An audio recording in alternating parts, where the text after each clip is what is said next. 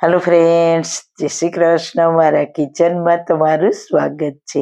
આજે આપણે બનાવીશું બધી જ મીઠાઈનો સ્વાદ ભૂલી જાવ તેવી સ્વાદિષ્ટ અને હેલ્ધી ગાયના કાચા દૂધમાંથી બનતી બરી. અને જો તમે બરી કરતાં પણ હેલ્ધી આ ગાયનું કાચું દૂધ એટલે કે ગાય કે ભેંસ તેના બચ્ચાને જન્મ આપે ને પછી તેનું પહેલું દૂધ હોય ને તે આવું ઘટ હોય છે, તેને કાચું દૂધ અથવા ખીરું કહે છે.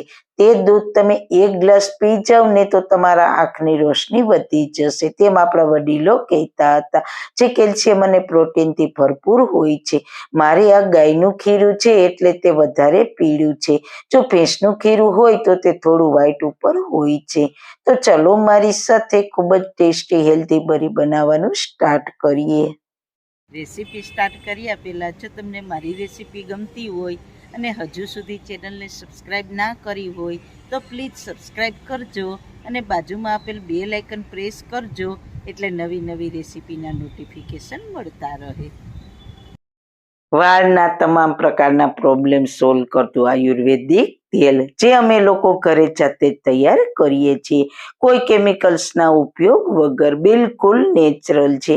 ઘણી આયુર્વેદિક જડીબુટી ભેગી કરી આ આયુર્વેદિક તેલ તૈયાર કરવામાં આવે છે. જો તમારે ખરીદવું હોય તો તેના ઓર્ડર અમે લઈએ છીએ. ઓર્ડર કન્ફર્મ કરવા માટે વોટ્સએપ નંબર સ્ક્રીન ઉપર જોઈ શકો છો. જો તમારે આ તેલનો પૂરો વિડીયો જોવો હોય તો તમને આ ચેનલ પર મળી જશે અને ડિસ્ક્રિપ્શન બોક્સમાં લિંક પણ મૂકેલી છે. સૌથી પહેલા મારી પાસે 1/2 લીટર ગાયનું ખીરું છે, તેને આપણે ગળણી વડે ગાળી લઈશું. પછી તેમાં આપણે રેગ્યુલર દૂધ વાપરતા હોઈએ ને તે 1/4 કપ દૂધ ઉમેરવાનું છે. આ દૂધ ગરમ કે કાચું પણ રૂમ ટેમ્પરેચર પર હોય એવું લેવાનું છે. ત્યારબાદ 1/2 લીટરની સામે 1/2 કપ ખાંડને મિક્સર જારમાં પાવડર તૈયાર કરી લઈએ.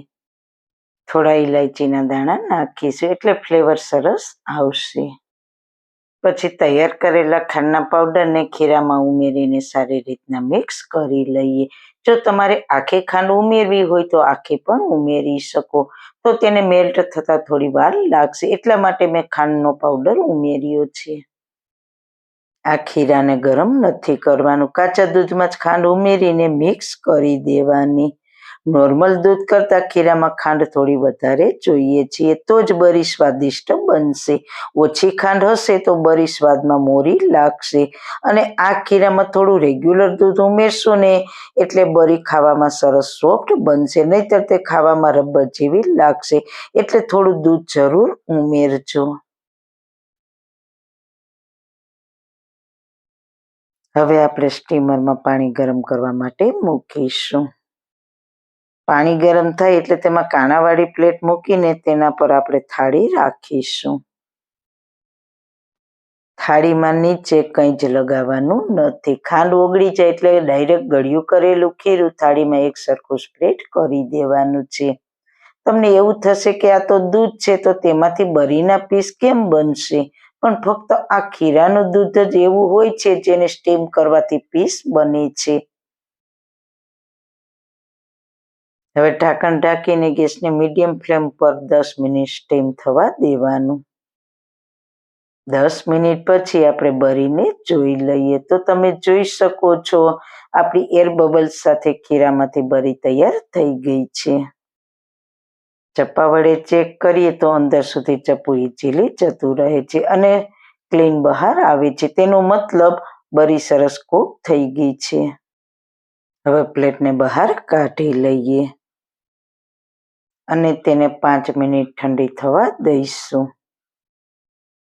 તો બરી ઠંડી થઈ ગઈ છે. હવે ચપ્પા વડે કટ લગાવીશું તો જોતા જ ખાવાનું મન થઈ જાય તેવી બની છે ને બાકી. પછી તવેથા વડે પીસ બહાર કાઢીશું. તમે જુઓ એકદમ સરસ પીસ સાથે ખાવામાં સોફ્ટ બરી બનીને તૈયાર થઈ ગઈ છે. તેને પિસ્તાની કતરણથી સજાવીશું. પછી ધીરે ધીરે બધા જ પીસ પ્લેટમાં ગોઠવીશું. તો મોંમાં મૂકતા જ બસ મજા આવી જાય અને બધી જ મીઠાઈનો સ્વાદ ભૂલાવી દે તેવી હેલ્ધી આ બરી બનાવવી ખૂબ જ સહેલી છે અને કેલ્શિયમ પ્રોટીનથી ભરપૂર હેલ્ધી અને ખાવામાં મજા પડી જાય તેવી. અને આ બરીને બહાર 12 કલાક અને ફ્રીજમાં 1 વીક સારી રહે છે. તો જરૂર એકવાર બનાવવાની ટ્રાય કરજો.